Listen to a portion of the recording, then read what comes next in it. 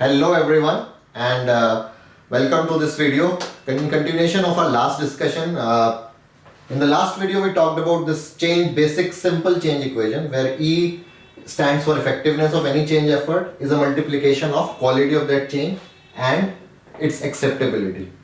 Now in this video I will talk about two main concepts. One is that when we think about influencing this A, which is the acceptability, what all we have to influence. So let's talk about that.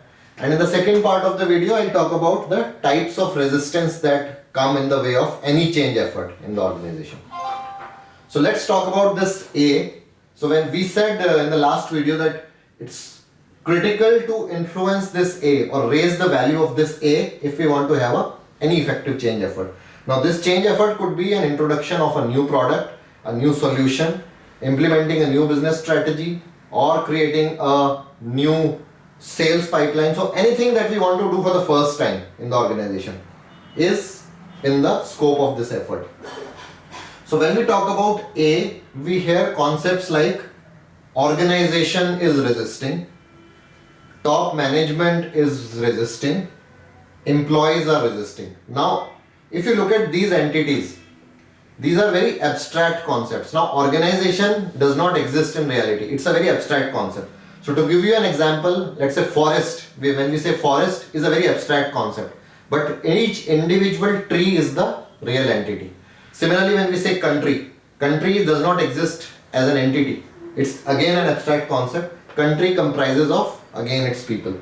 So similarly, when we say organization or let's say top management is not in favor of this change. Now that's a very abstract statement. It doesn't give any value to you if you want to drive that change effort. Now what is important is that if this top management comprises of let's say 8 individuals, how many, it's possible that maybe 2 or 3 are resisting it strongly, but those 2 people are highly influential, which is thwarting the entire change effort. But it's very important to break this down into individual entities when we talk of any change effort. So let's say top management, 8 people, how many of them are in favor, how many of them are opposed, and how many of them are neutral. Similarly, when we talk of employees, we might want to group them into logical entities, or we need to go into each individual level employee. So all change efforts need to first understand what is our minimum entity that we need to influence. So we'll talk about the exact mechanisms in the subsequent video, what is known, but I just wanted to explain this concept that in any change effort, it's group versus individual. That needs to be very clearly brought about, that what we are doing is we are changing an individual. Because when we say change management, it involves an individual. A group of individuals might have similar fears, but we need to go down to that level when we are starting our change effort.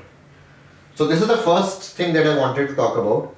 Now, before we go further, let's also understand what are the various types of resistance that come in the way of any change effort. Now, when you will embark on your change management journey, you will find that there are 4 types of resistance that you will be facing. First could be understanding related, wherein people don't understand what this change is all about. Or they say that why this change? Is it really necessary? That is an understanding issue. Second could be motivation, when people don't know what is in it for them. So what's in it for me? Why should I challenge the status quo? How should I be motivated to that? So that's the motivation resistance. Third is the capability resistance, wherein people are not really, let's say if you're implementing something new, people are not really trained for that, or they're not aware of, they don't have that capability, so they fear that change. And last but not the least is the past experience. Now, people bring that, this has been tried in the organization many times, but nothing succeeds here. So you'll have a lot of people who will be talking about the past failures and they will try to bring it into the current situation. So when you are starting on a change management journey, it's very important that in which of these 4 categories are you facing the key resistance. And then the subsequent change strategies should be addressing these. So let's say if we talk about past, if somebody is attached to the past, that in the past nothing succeeded, so it won't succeed in future. So the strategy could be to provide them the new perspective or involve them more frequently or earlier in the change effort. So similarly, there are strategies that can be worked out for each of these resistance depending on the context. But for the purpose of this video, it's important that we just understand first that the resistance that you will face to a change effort will be along these four categories.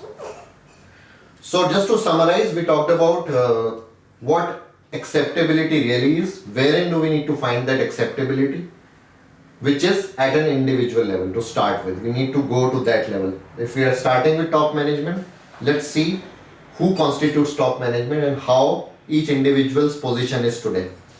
Similarly, second part is that we need to understand these type of resistance. So just group your change efforts in that, and then we'll talk about the change strategies in the coming video. So thank you once again, and I'll see you again in the next video.